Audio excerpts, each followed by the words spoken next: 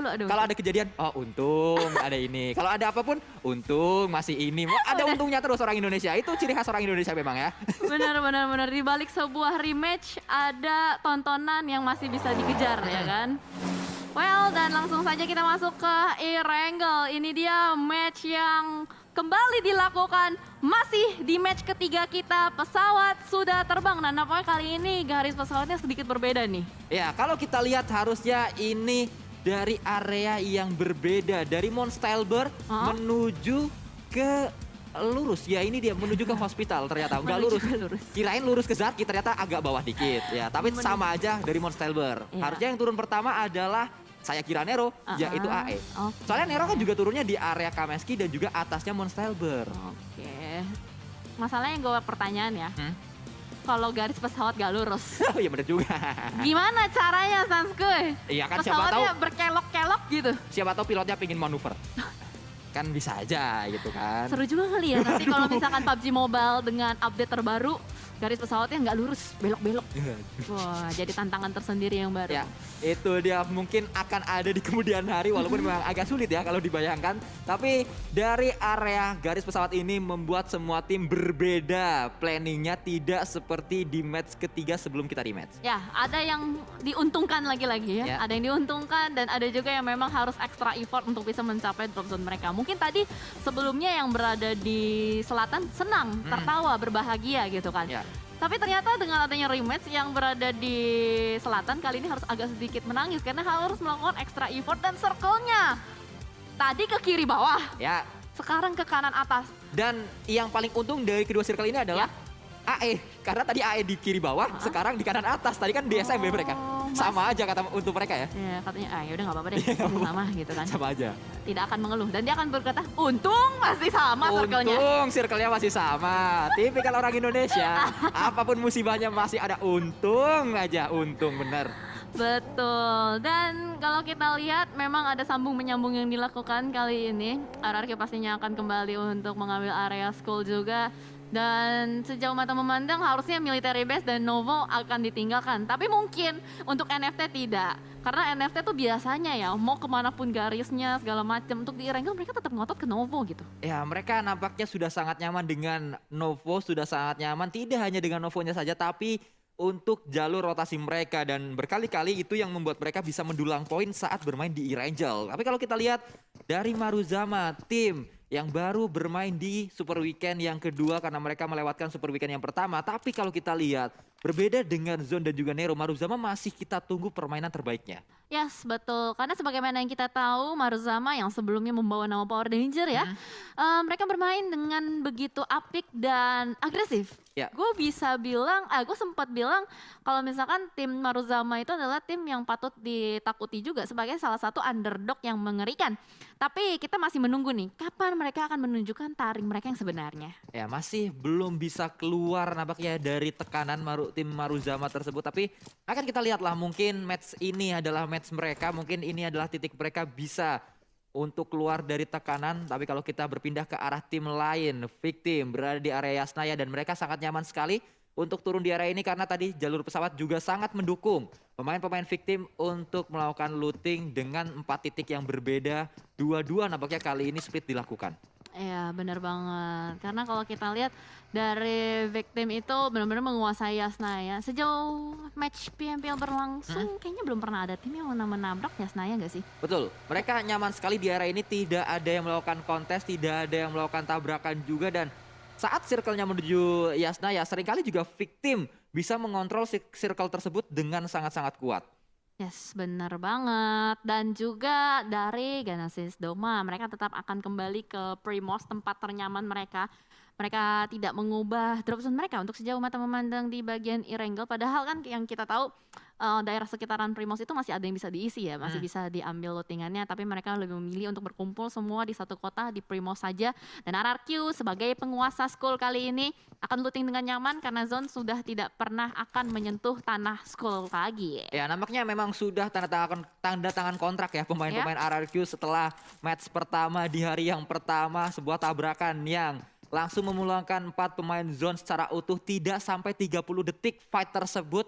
Cepat sekali fight berlangsung dan itu membuat zone memang langsung menghindari area school. Dan terbukti saat zone bisa keluar dari bayang-bayang school, justru mereka bisa bermain dengan sangat luar biasa, bisa bermain dengan baik. Dan Pochinki kali ini diisi oleh pemain-pemain Nero, yang mana memang kalau kita tahu Nero harusnya turun di area Monstelber yang tadi diisi oleh AE, sehingga mereka mengisi kekosongan di area Pochinki yang ditinggalkan Dewa United. Ya bener banget, walaupun ditinggalkan ternyata masih ada backupnya lagi yang mengisi ya. Sejauh mata Nero mengambil titik tengah dari Erangel, harusnya menjadi tempat yang nyaman. Dan bahkan tadi Nero sempat membuktikan ketajian mereka di Erangel match pertama dengan membawa pulang 11 elimination point.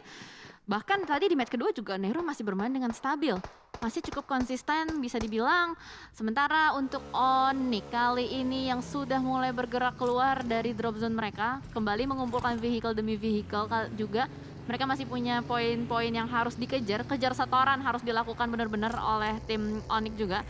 Bahkan kali ini pertukaran mobil ya. Karena biasanya nih satu player yang naik bagi itu biasa jadi ini enggak sih? Jadi Scouter ya? Scouter, aku malah mau observer gue bilang. Scouter yang mencari area-area selanjutnya, mencari titik selanjutnya dari jalur rotasi tim tersebut. Memang dengan bagi cukup diuntungkan untuk Scouter menggunakan bagi dengan kecepatannya dan juga ngacir yang sangat-sangat bisa membuat player tersebut menghindari tembakan dari musuh-musuhnya. Apalagi sekarang dengan adanya aim assist off, kita juga sempat melihat di beberapa match sebelumnya saat ada seorang yang melakukan tembakan menuju ke arah bagi yang sedang melaju, susah sekali untuk di take down atau susah sekali untuk diberikan hit ke pemain yang menggunakan bagi tersebut. Benar, bahkan bagi juga bisa digunakan sebagai cicakar gitu ya. Kalau kata Pastama Flow itu namanya cicakar. Gitu. Karena bisa menempel ya? Bisa menempel. Tapi tau gak? Apa tuh? Cicak apa yang bikin galau? Apa tuh? Cicak ada kamu dalam hidupku. Tidak ada dong. Tidak ada kamu dong. Ya, tidak ada kamu. Ada lagi? Apa lagi? Cicak apa yang mematikan? Cicak yang mematikan? Apa tuh? Cicak napas. Oh, sesak napas. Bagus, bagus. Kenapa banyak banget cicak ya? Aduh, gak nemu lagi gua. Gua tahu lo mikir kan dari tadi. Dari tadi saya berpikir tapi tidak nemu cicak. Ada lagi? Apa lagi? Kenapa banyak banget ya Allah?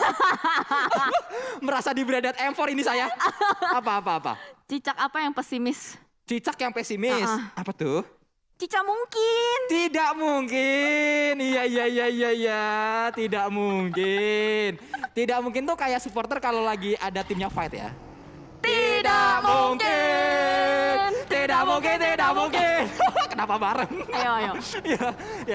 Balik yuk. Betul. Tapi memang kita juga masih melihat kali ini rotasi yang dibangun oleh tim-tim lain. Void sedang bangun rotasi mereka. Tim yang memang dari awal kita juga sudah bahas si Jel bahwa ini seakan seperti Void yang berbeda, bukan Void yang kemarin bersama dengan Licin. Kali ini Xbox memberi warna yang baru ke arah tim Void dengan kill yang cukup banyak, bahkan lebih banyak daripada placementnya. Iya, justru ini malah menarik sih menurut gua. Lagi-lagi dengan yang namanya perombakan roster, perubahan line up dari sebuah tim, itu pasti akan membawa sebuah gameplay yang baru. Dan Xbox itu sebagaimana yang gue tahu ya, gue beberapa kali pernah menonton turnamen yang ada Xbox-nya. Xbox ini kan sebelumnya ada di Oxiris. Betul. Dan kali ini Xbox bermain di Void. Dan Xbox sepertinya membawa sebuah gameplay agresif untuk tim Void sendiri gitu lah. Ya, itu yang mungkin juga dibutuhkan oleh tim Void. Mereka membutuhkan poin untuk saat ini. Karena kalau kita lihat memang dari segi klasemen di Super Weekend-nya mereka belum terlalu aman, masih di area belasan.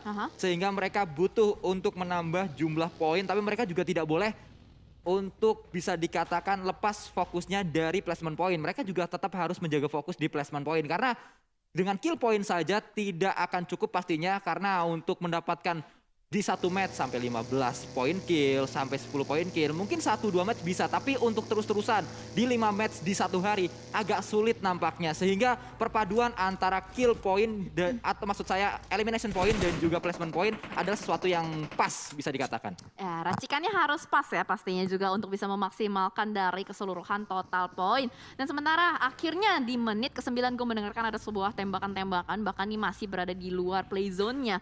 Ada tim Zone yang sepertinya berusaha untuk memotong rotasi dari Genesis Dogma agak cukup menarik karena mereka bertemu di luar play zone. Bahkan kali ini dari zone mungkin nggak bakal terlalu berlama-lama untuk menahan Genesis Dogma, bakal langsung saja fokus kembali ke jalur rotasi mereka. Ya, itu dia yang terjadi teman-teman semua, dan ini juga masih kita lihat melewati area Pochinki yang sudah ditinggalkan penghuninya yaitu Nero. Ternyata diisi oleh Genesis Dogma, tim yang nampaknya bermain perlahan kali ini, satu tahap demi satu tahap. Mereka tidak langsung tabrak menuju ke arah circle-nya, mereka melewati Pochinki, berhenti dulu sebentar, lalu melanjutkan perjalanan lagi. Dan kalau kita lihat ada yang berhenti juga, yaitu adalah seorang bots dari Bonafide yang akan coba diincar oleh pemain-pemain dari tim Void yang ada di dekatnya, tapi dengan bagi masih bisa ngacir. Dan lagi-lagi kita melihat sebuah bagi yang sulit sekali untuk ditembak oleh lawan-lawannya. Dari sisi lain ternyata bots bisa terspot karena memang Void terpisah pemain-pemainnya di 4 titik yang berbeda. Aduh hai, baru saja tadi kita bahas ya, dan ternyata lagi-lagi Void benar-benar agresif banget memotong satu player di depan sana dari Bonafide, berhasil dikonfirm menjadi elimination point. Bahkan Xbox yang sedari tadi kita bahas yang membawa pulang first blood-nya. Sementara itu di sisi lain dari Onyx pun masih cukup tertahan juga, berada di sebuah istana, tidak bisa bergerak terlalu leluasa. Ya, Aura juga dari sisi yang lainnya lagi, kalau kita melihat Cisun mendapatkan sebuah airdrop pastinya sangat segar kali ini, lootingan-lootingan yang didapatkan oleh tim Aura. Tapi kalau kita lihat vest dan juga helm tidak didapatkan oleh Cisun, mungkin pemain Aura yang lain. Dan weapon juga kita belum tahu apa isi weapon di dalam airdrop tersebut. Kalau sampai isinya adalah MG3 pasti akan langsung diambil karena trennya memang senjata tersebut menjadi senjata idaman untuk saat ini. Ya, biasanya sih kalau kita lihat tadi udah oper-operan No Mercy yang ngambil, mungkin itu adalah senjata-senjata close combat ya. Jadi mungkin armor dan helmnya yang bakal diambil terlebih dahulu. Sementara ternyata Alter Ego yang menyadari kedatangan dari tim Aura. Nampaknya kali ini entah close combat akan pecah atau tidak, atau mereka bakal fokus untuk mencari checkpoint baru, kita lihat.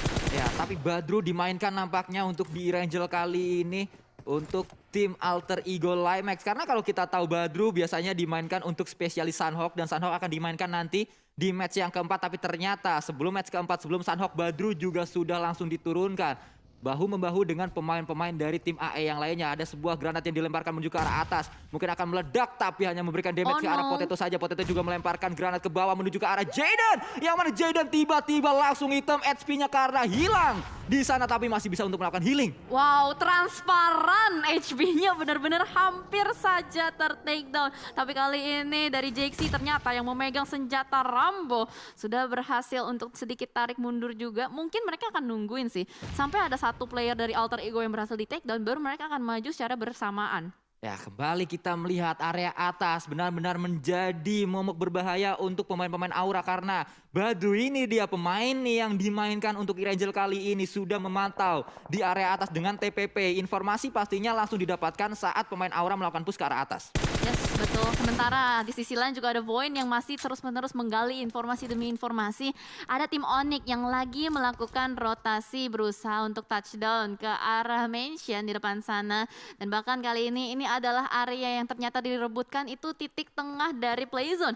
Berarti ada kemungkinan mereka benar-benar berusaha untuk ngotot-ngototan mengambil area rumah. Dan sementara di sisi lain, loh. No Mercy kok kepisah sendiri ya? Dan kita lihat nampaknya No Mercy berada di titik yang berbeda kali ini. Masih belum kita tahu juga, mungkin dia melakukan flank mungkin. Tapi scouting ini, gak sih? Ya bisa aja scouting karena jauh banget sih itu. Gak mungkin itu nggak flank, itu jauh banget sih. Ya dia tadi di bawah ya. Iya. Iya itu jauh banget. Terlalu jauh. Iya makanya. Oke, dan ternyata Maruzama yang lagi rotasi dipotong, ditahan rotasinya oleh Void yang benar-benar agresif dari tadi mencari informasi demi informasi. Kali ini dari Harvest pun memberikan tekanan terus-menerus, namun sepertinya dari Kingu mampu memberikan penyelamatan terhadap kawannya, dan Harvest pun mungkin akan sedikit repositioning. Dari sisi lain kita melihat ada pemain-pemain tim Void yang memang kali ini mereka agresif sekali. Ada semua tim yang di dekatnya langsung ditabrak begitu saja, tapi nyangkut kayaknya tadi.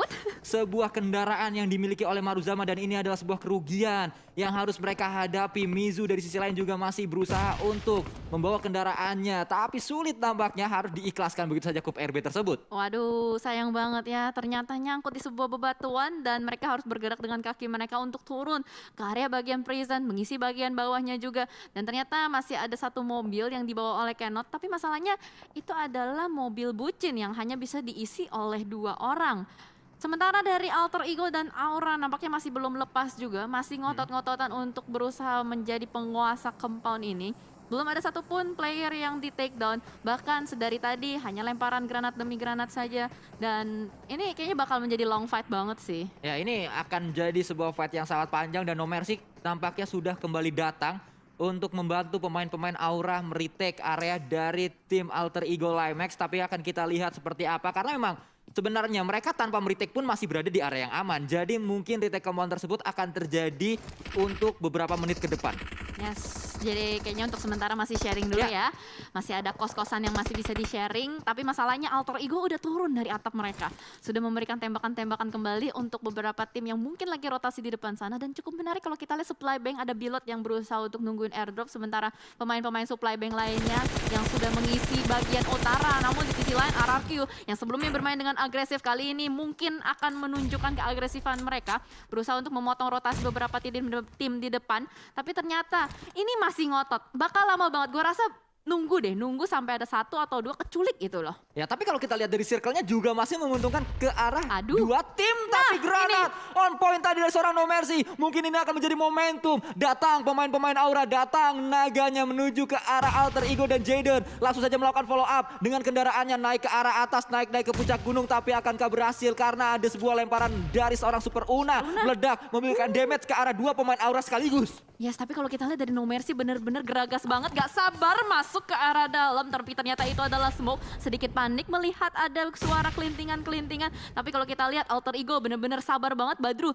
sama sekali tidak di revive, masih menunggu momentum dan timing karena mereka tahu Aura sudah merapat ke rumah mereka. Ini adalah momentum yang sedikit sulit untuk bisa melakukan penyelamatan terhadap Badru. Tapi No Mercy begitu matang, kokangan granatnya masuk ke arah lantai 2. Belum bisa menemukan target dari Alter Ego. Dari sisi lain ternyata Supply Bank juga pecah fight-nya di sini melawan Onyx Landak yang datang memperebutkan airdrop mungkin karena di tengah-tengah memang ada sebuah airdrop yang jatuh dan Supply Bank melemparkan banyak sekali granat, banyak sekali utility menuju ke arah Onyx. Tapi kalau kita lihat kali ini Onyx memiliki Raffi yang ada di titik yang berbeda dengan pemain-pemain Onyx yang lain. Yes, ternyata fight dari 2 arah yang pecah dan Onyx pun enggak, ini bukan 2 tim doang, 3 tim berkumpul di arah jam 9. Benar-benar sulit banget untuk Supply Bank untuk bisa keluar. Bahkan dari Raffi masih bisa menangkap 1 player dari Void. Xbox tertangkap di depan sana dan masih ada setup demi setup yang terus-menerus dibangun oleh tim Onyx. Sedikit kebingungan mau lawan yang mana dulu, tapi lagi-lagi red zone buatan, lemparan granat terlalu jauh nampaknya ke arah depan. Kraibu masih bersembunyi di belakang sana juga. Semuanya benar-benar sabar banget. Nggak ada yang langsung geragas, tabrak dan RRQ memanfaatkan momentum untuk segera lolos, kabur, gaspol ke arah atas. Ya, RRQ nampaknya bisa lepas dari area pertarungan dan yang terjebak di area ini adalah 3 tim. Tapi kalau kita lihat Void, 1 pemainnya sudah sangat merah HP-nya. Dari sisi lain juga Debs 2K terkena hit tadi dari arah sebelah kanan. Bilot bisa meledakkan sebuah granat ke arah pemain-pemain Void dan itu dia Void pun dipulangkan oleh RRQ Ryu. Yes, dan ternyata ada Asa dari sisi yang lain melihat dan berusaha untuk menyempil, mengambil elimination point dari beberapa player Void. Dan kalau kita lihat Asa lagi-lagi berulah kali ini menjadi player yang benar-benar menahan Onyx untuk bisa bergerak dengan bebas. Porpang menjadi mangsanya dan ternyata ada Raffi yang melihat ke arah belakang berusaha untuk memberikan counter. Lemparan granat yang kedua nampaknya akan dikokang untuk dilempar ke depan. Tapi Asa masih bisa berdansa-dansa, kabur kelihatan di depan sana tapi nggak langsung bangkit berdiri. Asa sudah menemukan targetnya dengan uzinya langsung di-spread down ke arah depan dan itu dia Raffi langsung saja tertangkap dan mungkin akan langsung di-confirm. Ya langsung ada knock-in yang terjadi. Raffi tidak diberi kesempatan yang kedua. Tapi kalau kita lihat tumbal 1 pemain Jaden di sana. Akan coba mencari Jaxi yang juga masih berdansa di area atas. Super Una sangat low, HP-nya akan coba turun mungkin. Masih menjaga di area atas. Masih akan coba melakukan healing juga. Hazelnut akan berlari-lari. Dikejar oleh seorang No Mercy. Spray ke depan No Mercy didapatkan oleh seorang Hazelnut. Tapi kalau kita lihat dari sisi lain lagi. Super Una sudah mendengar spray dilakukan. Cisun yang didapatkan tapi tidak. Ternyata Super Una yang take down. Cisun yang mendapatkan Super Una dan ini 1 lawan 1.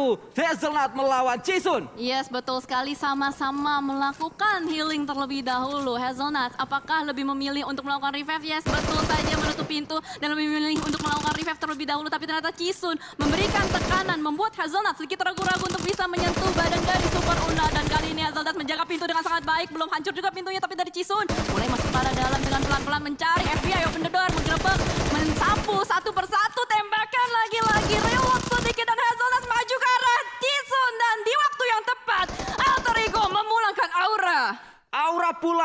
kalau kita lihat Zone juga memulangkan satu tim di area ini. Maruzama yang menjadi korban dari keganasan Zone, yang mana mereka memang masih terus bisa menambah jumlah poin mereka. Mungkin dengan permainan agresif seperti ini, dengan permainan yang sangat-sangat baik seperti ini, Zone bisa membuat tim ini berada di klasemen agak atas, bisa menyalip tim-tim lain yang tidak masuk ke Super Weekend.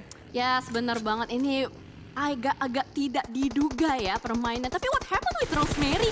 Tiba-tiba terjatuh begitu saja dan membuat Onyx nampaknya mendapatkan kepercayaan diri mereka. Walaupun mereka hanya tersisa Keshi dan Nick, tapi mereka langsung saja melakukan repositioning kembali ke arah Boom dan Victim. Satu player berhasil di take down. Rocket last man standing, tidak mampu bertahan lebih lama lagi dan ternyata Boom berhasil memulangkan Victim. Victim pulang, Boom masih bertahan kali ini dengan jumlah player mereka yang masih cukup banyak. Gudang yang terus mereka jaga, 3 pemain masih bisa nembak dari pemain-pemain Boom. Dan ingat, saat Boom dapat circle, saat Boom bisa berada di late game, walaupun jumlah pemainnya tidak lengkap, mereka bisa mencuri momentum untuk mendapatkan WWCD. Itu dia, mereka bermain dengan sangat tricky, bisa kita bilang seperti itu. Dari segi positioning, memang Boom selalu bisa menjaga badan mereka. Dan bahkan kalau kita lihat di sisi lain, Alter Ego yang baru saja memenangkan fight-nya, Super Una nampaknya harus tertangkap di belakang sana oleh seorang Miliano, player dari Nero yang masih bertahan. Dan kali ini Hazelnuts mungkin akan meninggalkan Super Una begitu saja karena Blue Zone sudah turut andil juga, sudah mulai menyelimuti badan-badan dari Alter Ego. Mereka tidak mau kehilangan momentum karena what happened kalau kita lihat ternyata Hazelnuts yang ngantongin 4 kill sendirian. Sangat luar biasa Hazelnut dari fight melawan Aura tadi. Dia dengan sangat baik bisa mendapatkan 4 pemain Aura dan ternyata Hazelnut mendapatkan yang kelima. Menuju ke arah RRQ. Benar-benar menggila pemain ini, pemain dari tim Alter Ego Limax. Wah, ini gokil banget Hazelnuts, nampaknya habis mendapatkan boostingan ya. Face-nya masalahnya sudah hilang, sudah hancur. Namun Hazelnuts masih cukup aware dengan arah kirinya. Mereka tahu, dia tahu bahwa ada Miliano dari sisi kiri yang tadi baru saja mendapatkan Super Una. Kembali aware ke arah kiri, namun kalau kita lihat semua tim kali ini sudah berkumpul di bagian play zone-nya. Genesis Dogma nampaknya mendapatkan tempat yang cukup nyaman, tapi masalahnya split yang dilakukan agak cukup berbahaya. Ya, itu sangat berbahaya kalau kita lihat cukup jauh, harus menyeberang juga dan datang. Takai kali ini, banteng yang mungkin bisa menyeruduk ke arah pemain-pemain dari Genesis Dogma. Boom akan dilempari banyak sekali granat, akan dilempari banyak sekali bom, tapi ada balasan juga dilakukan oleh seorang Star dari arah jauh. Dari sisi lain, Star yang baru berulang tahun kemarin, mungkin dia akan membuktikannya di hari ini. Waduh, setelah ulang tahun terbitlah barbar gitu ya. Tapi kalau kita lihat Booms nampaknya masih bisa bertahan di balik sebuah shake, masih terus menjongkok saja, tidak mau membuka badannya. Tapi ternyata fight di gudang kembali pecah antar dua serigala. Serigala abu dan serigala hitam sudah mulai masuk. Ponbit ke depan sana bakal langsung di backup oleh seorang Cat. Tembakan, tapi ternyata terignap terjadi. Exas masih bisa menjaga badan, tapi low HP.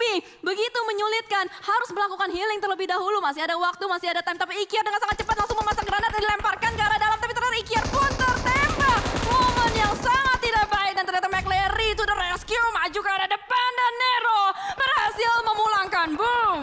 Nero membuktikan lagi dan lagi kualitas yang mereka miliki. Boom kali ini menjadi korban, dan kalau kita lihat dari sisi lain, Star akan coba melakukan tembakan kembali menuju ke arah lawan-lawannya, menuju ke arah Takai yang memang sudah ter-takedown. Banyak sekali pemainnya di area tersebut. Waduh, ini benar-benar gokil banget. Fightnya udah mulai pecah dari semua sisi dan lagi-lagi open field, selalu saja open field.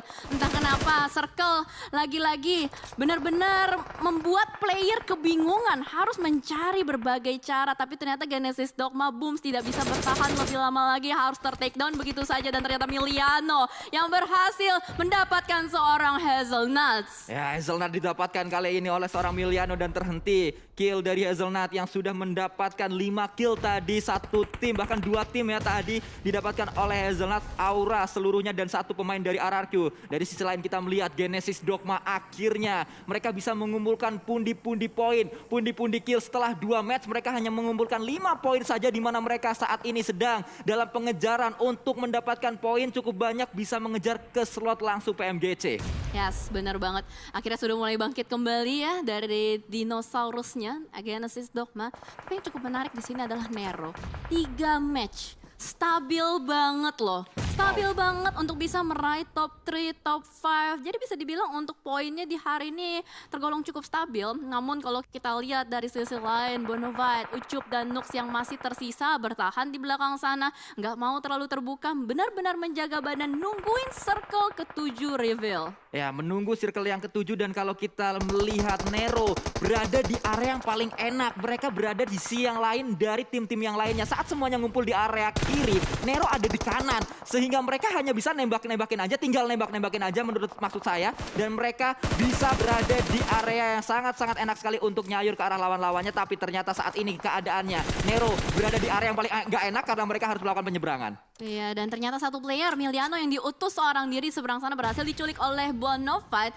Dan NFT menjadi sasaran atau baku hantam dari kebanyakan tim. Sementara waktu ada misi penyelamatan juga yang dilakukan oleh player-player NFT terhadap kawannya. Tapi Ucup, oh no, bakal langsung melakukan backstep ke arah depan. Satar ditangkap dengan sangat mudah karena posisi proning yang tidak menguntungkan untuk Genesis Dogma. Dan kali ini melakukan pick kembali ke arah depan. Ucup memberikan tekanan yang cukup kuat kepada Genesis Dogma. Terlalu fokus ke arah depan, sedikit kelimpungan dan tidak menjaga backline mereka. Ya, fokus dengan Genesis Dogma. Dari tadi kita membahas mereka dalam pengejaran untuk menuju ke PMGC. Tapi kita tidak boleh melewatkan Bonafide karena Bonafide saat ini posisinya berada di area bawah dari Genesis Dogma untuk juga mengejar ke arah slot langsung PMGC. Iya benar, saling mengejar poin demi poin. Semuanya tidak mau kehilangan momentum dan bahkan dari Hexas sudah berpisah sedikit menjauh. Satar nampaknya berhasil di revive, melemparkan sebuah bakso kepada player-player NFT. Satu player berhasil diamankan, drone di belakang sana.